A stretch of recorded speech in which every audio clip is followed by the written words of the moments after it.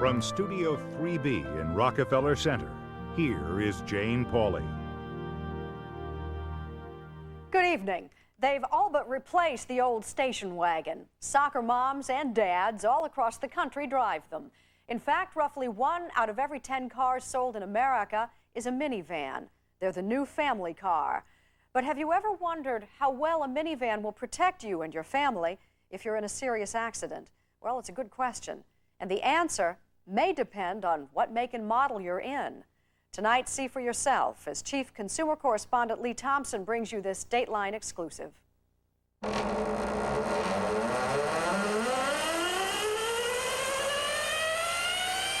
What these tests show is that in some of these minivans, the chance of an injury are high.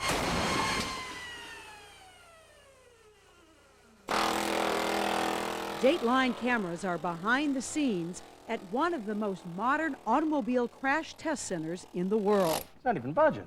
Researchers here at the Insurance Institute for Highway Safety are trying to understand why one family minivan can look like this, while another looks like this, all in the same test.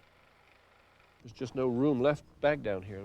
I believe that that foot is separated from the leg. Load it up and have a ball. The commercials say they're the perfect family car for the 90s. Millions on the road, many driven by mothers with their kids.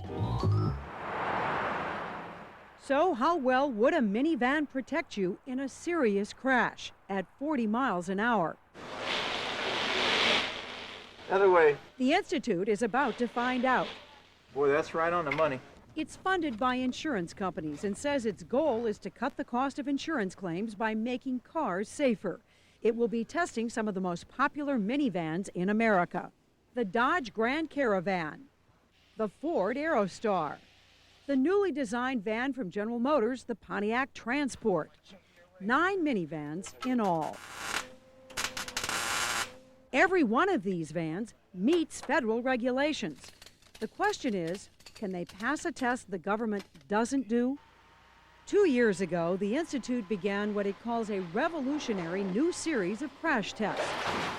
Very different from the government's. The government tests cars by running them head-on into a flat wall, the force spread evenly across the front. But in any junkyard, you'll see many accidents don't happen that way. So the Institute tests cars by hitting a wall off-center. Offset, it's called, concentrating the forces on just one side. The test is carefully designed to simulate what happens if 2 cars hit like this, driver to driver at 40 miles an hour. We've chosen a speed that is representative of serious real-world crashes. And the Institute's Brian O'Neill says some cars do well in the new test. This is the Ford Windstar. This is by far the best performer. There's plenty of damage, but O'Neill says it's distributed around the driver, not into him. The safety cage holds. Any injuries at all to the dummy? The injury measures on this dummy were all low, indicating that there was no significant risk of injury to any body region. The Ford Windstar survives this crash. No serious injuries, not even to the legs. But how well will the other minivans hold up? Torso angle? The Institute bought these brand new minivans right off dealers' lots. Each one will be tested at the same speed, same angle, same conditions. Dateline had no say in how the cars were chosen, tested, or evaluated. The car is good. 3, 2, 1. This is the Dodge Grand Caravan, the top-selling minivan in America, at 40 miles an hour. There is major intrusion. This means that the chances of major leg and foot injuries in this crash are very, very high. The Institute says part of the floor near the pedals is rammed back more than a foot. And the news from sensors in the dummy is not good. Both legs. Both left and right. Watch the front tire.